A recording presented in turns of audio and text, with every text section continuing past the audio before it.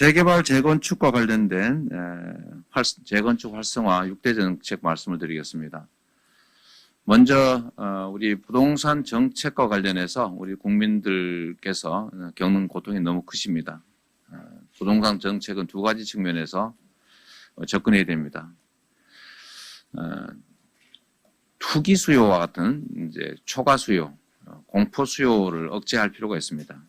수요가 정상화되는 것이 첫 번째일 테고, 두 번째는 공급이 정상화되어야 됩니다.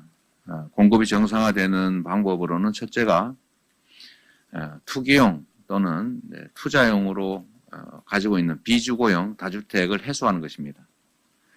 비주거용 다주택이 해소되기 위해서 우리가 정책적으로 다주택자에 대한 양도세 중과 조치를 하고 있습니다. 그런데 이게 이제 타임라인상 이게 선후가 약간 바뀌는 바람에 정책이 혼선이 좀 오고 있는 것 같습니다. 예를 들면 종부세가 먼저 부과되고 양도세 중과가 이루어졌다면 아마 체감에서 다주택을 가지고 있는 게 이제 보유 부담이 커진다. 그리고 양도세 부담이 커지기 전에 이걸 매각해서 다주택을 해소해야 되겠다라고 판단해야 되는데 순서가 조금 바뀌어서 양도세 중과가 먼저 시행되고 종부세가 부과되는 바람에 체감하지 못한 상태에서 좀 기다리고 있다가 막상 종부세가 부과돼서 보유 부담이 늘어나는 것을 체감하면서 이걸 다주택을 해소하려고 보니까 그때 이미 다주택 중과, 양도세 중과 제도가 시행되고 있어서 갇혀 버린 측면이 있습니다.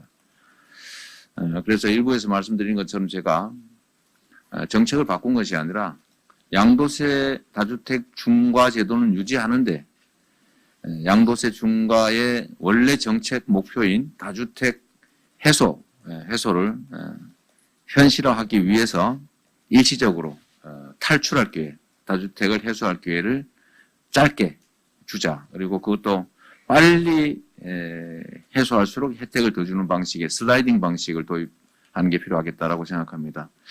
이게 첫 번째 가장 빠른 아마 시장의 주택 공급 방식이 아닐까 생각이 됩니다. 두 번째는 오늘 말씀드리게 될 재건축, 재개발의 용적률과 층수 규제 또는 안전진단 등 절차를 완화해서 실제로 기존 택지 안에서 추가 주택 공급이 가능하게 하는 것입니다. 이거는 이제 두 가지 효과가 동시에 있는데 주택 공급을 늘리는 효과에 더해서 해당 주택에서 이 노후 주택 때문에 고통받는 분들의 주거 고통을 줄여드릴 수도 있다라는 이중의 효과가 있는 것 같습니다. 세 번째가 이제 신규 택지들을 공급하는 건데 그거는 다음 기회에 저희가 말씀드릴 기회가 있을 것 같습니다. 오늘 그래서 그 중에 주택 공급을 늘리는 두 번째 방식 중에서 재개발, 재건축을 활성화하는 6대 정책을 말씀드리도록 하겠습니다. 존경하는 국민 여러분, 더불어민주당 제20대 대통령 선거 후보 이재명입니다. 많은 국민들께서 부동산 문제로 인해서 정부와 더불어민주당이 실망하고 계신 점을 너무 잘 알고 있습니다. 집권 여당의 대선 후보로서 큰 책임감을 느낍니다. 국민 여러분께 다시 한번 깊이 사과드립니다.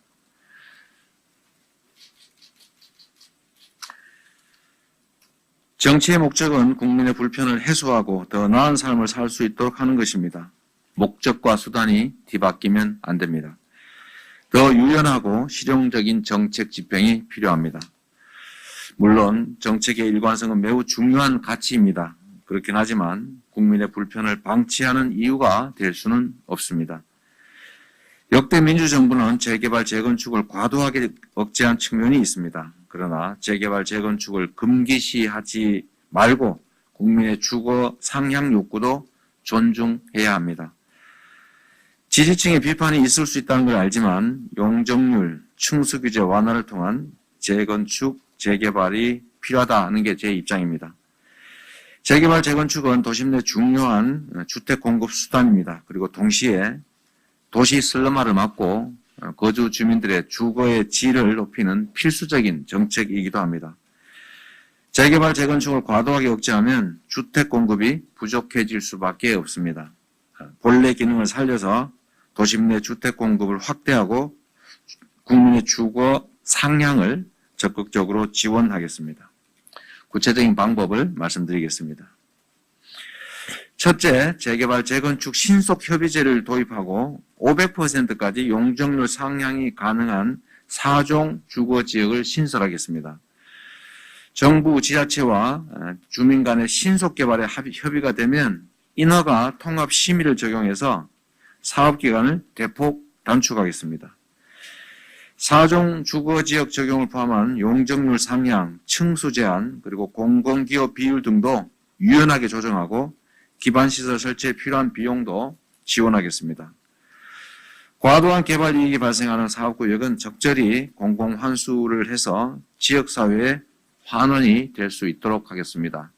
아마 가장 좋은 방법은 청년주택과 같은 공공주택 공급이 되겠습니다.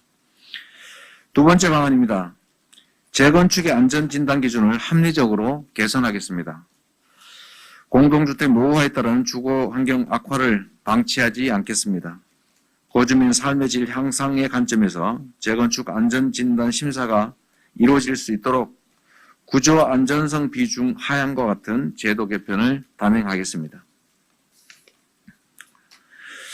세 번째, 공공재개발을 활성화하겠습니다.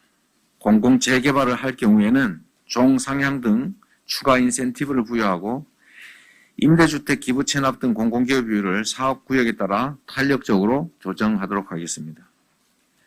네 번째, 고도제한지역, 일종 일반 주거지역에 맞춤형 지원 대책을 마련하겠습니다. 이들 지역에는 도시기반시설, 생활형 SOC 투자를 적극적으로 확대하겠습니다. 주택정비가 시급한 지역은 공공전기비 사업을 통한 저층 고밀도 개발 같은 다양한 방안을 검토해서 추진하겠습니다.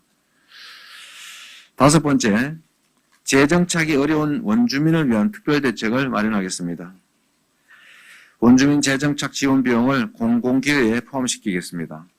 분담금이 부족한 분들에게는 기본주택을 공급하고 상가 소유자, 또 상가 세입자, 다가구 주택 소유자 등이 생계수단을 잃지 않도록 그에 해당하는 정당한 보상을 시행하겠습니다. 여섯 번째, 재건축 수준으로 노후 공동주택의 리모델링이 가능하도록 뒷받침하겠습니다. 리모델링 특별법을 제정해서 세대수 증가와 수직 증축을 지원하겠습니다. 인허가 절차, 안전진단과 안전성 검토 기준을 정비해서 사업기간을 단축하겠습니다. 주민들의 관점에서 유연하고 실용적으로 접근하되 재개발, 재건축 관련 부정비리는 엄단해서 사업이 투명하게 추진되도록 하겠습니다. 재개발, 재건축, 주민들의 주거 환경 개선을 위해서 그리고 주택 공급을 늘리기 위해서 반드시 시행하겠습니다. 고맙습니다.